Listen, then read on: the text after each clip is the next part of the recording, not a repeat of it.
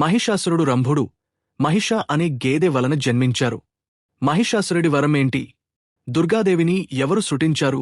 ఈ వీడియోలో తెలుసుకుందాం. మహిషాసురుడు తన శక్తిని ఉపయోగించి అతను దేవతల, స్వర్గాన్ని మరియు భూమి ఆక్రమించాడు. అతను మంచివారిని హింసించాడు. అతని దుష్ట ఆలోచనలు మరియు అహంకారం మితిమీరిపోయాయి. దేవతలు మరియు ప్రజలు చాలా బాధపడ్డారు. తన శక్తిని పెంచుకోవడానికి మహిషాసురుడు బ్రహ్మదేవునికి తపస్సు చేశాడు.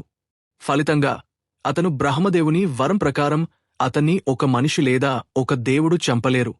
అన్ని దేవతలు మరియు దేవతల శక్తి కలిసి ఒకే రూపంలోకి వచ్చినప్పుడు దుర్గాదేవి రూపం ఏర్పడింది. దుర్గాదేవి మహిషాసురుడితో 9 రోజుల యుద్ధం చేయాల్సి వచ్చింది. మహిషాసురుడు ఆమెను వివిధ రూపాల్లో గేదె, మనిషి మార్చడం ద్వారా పరీక్షించాడు.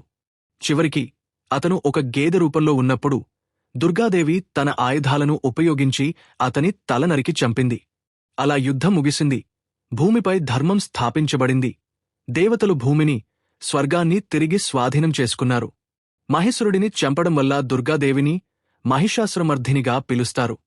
ఇలాంటి మరిన్ని చారిత్రక కథలు తెలుసుకోవడానికి ఛానల్ని ఇప్పుడే సబ్స్క్రైబ్ చేసుకోండి.